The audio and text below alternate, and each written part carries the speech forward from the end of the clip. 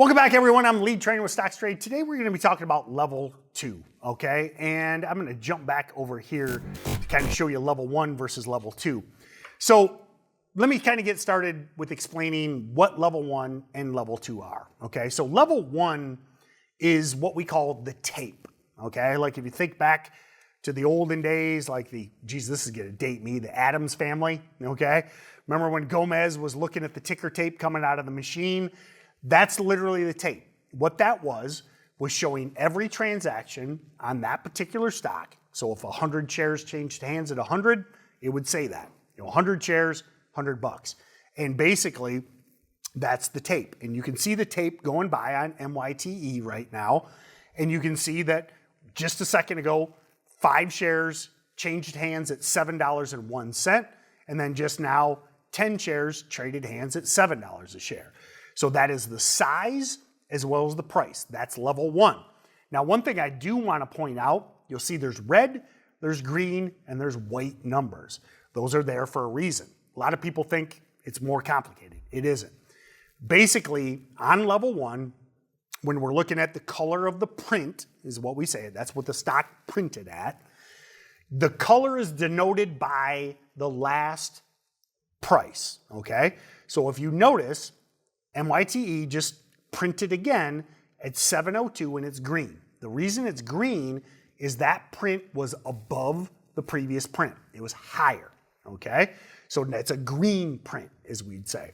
And the way we use level 1 is, we look for what we call like waterfalls. Waterfalls of green means that stock is crazy upticking, breakout. Then if we're looking to short, we like to see waterfalls of red, where every print is lower, okay? Because that tells you there's a big momentum shift there on the level 1. Now, white simply means that the previous transaction and the current transaction were unchanged. And you can see some of those below. I've got a few at 696. They're all white.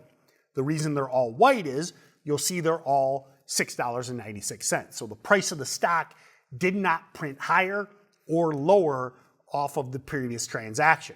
Right there, some more white prints at 702. Then you see the size. So the size is the number of shares. So a lot of people overcomplicate level 1. It's really just showing you the price, the last transaction, the last price the stock traded at, as well as whether it was an uptick, downtick, unchanged, or the size. Now, level 1 and level 2 are kind of tied together. And what level 2 is the auction, as we say. And the best way I like to kind of explain level 2, kind of the simplest way, this will date me again. I'm an old guy. I'm 64 and a half years old. What can you do? But the point is that if you think back to the movies, or maybe some of you are old enough to remember all the guys in the pit, okay? The guys in the pit with the funny colored jackets on, yelling, buy, buy, buy, sell, sell, sell. So what they're doing there is basically non-electronic level 2. They're yelling, I'll buy 100 shares at 705. And then they're looking for a match where someone's like, okay, I'll sell you 100 for 705. Or maybe that guy says, you know what? I'll sell you 100, but I want 710. Then the other guy says, okay, you know what? I'll come up and I'll meet you. So I'll come up and I'll meet you at 710. They exchange tickets. Then it hits the level 1. And then depending on the size and the price. So that's what happens, in an auction, and the stock market is an auction. And level 2 is a digital representation of that auction. So you can see here that on NYTE, the current high bid, okay, the current guy that's willing to pay the most for NYTE is sitting there at 671, okay?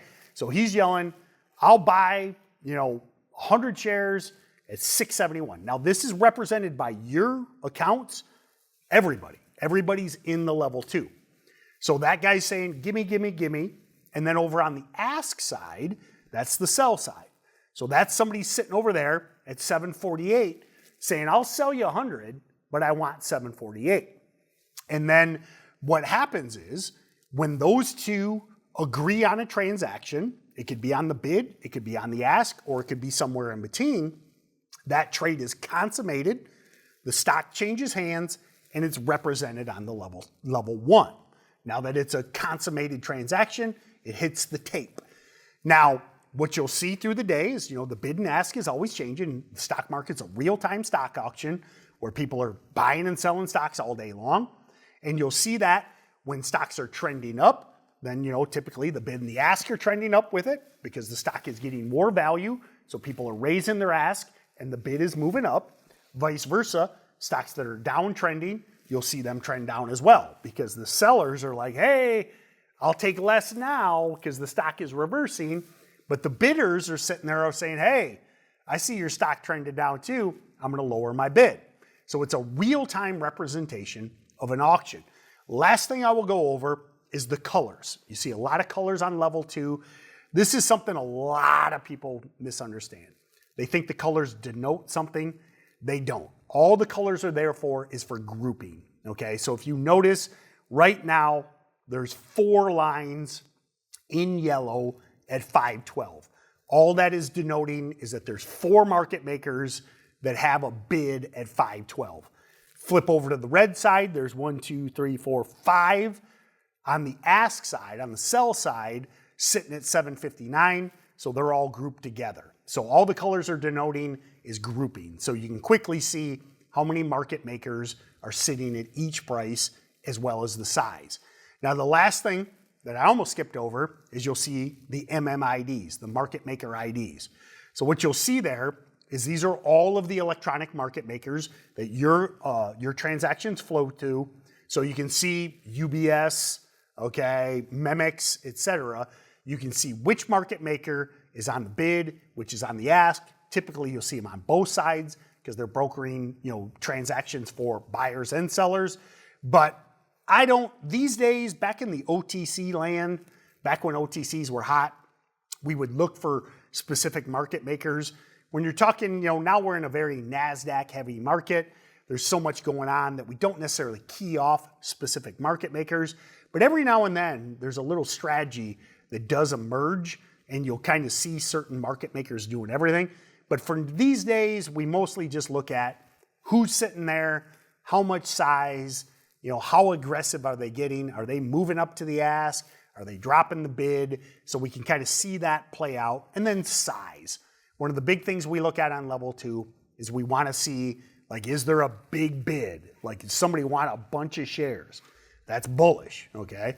Or is there somebody big sitting on the ask? If we see boatload of shares on the ask side, man, there's a big seller out there. Maybe I don't want to trade this stock, or maybe I want to sell too. Maybe that guy knows something, or maybe that big sell will stop the price action. Same with on the bid side. If we're looking to get long this stock and you see some whale on the bid side, you might be like, whoa, I might want to follow this guy. So it's a great way to see the real-time price action, know the volume, and represent it with the tape. So that being said, guys, all of the level 2 and the level 1, full real-time in StocksToTrade. I know a lot of you guys, some of these online brokers, or these janky free websites, and a lot of it's delayed. To me, I think level 2 is absolutely invaluable. For day trading, you have to have it. But guess what? If you have delayed level 2, I'd rather you don't even look at it. Because if it's delayed, think about that. It's terrible. If you have delayed level 2 right now, just turn it off. Because it's probably just going to hurt you more than it could ever possibly help you. If you want real-time level 2 and real-time level 1, check out StocksToTrade. All of our data, 100% real-time, as fast as they get out there, and you can get access to it.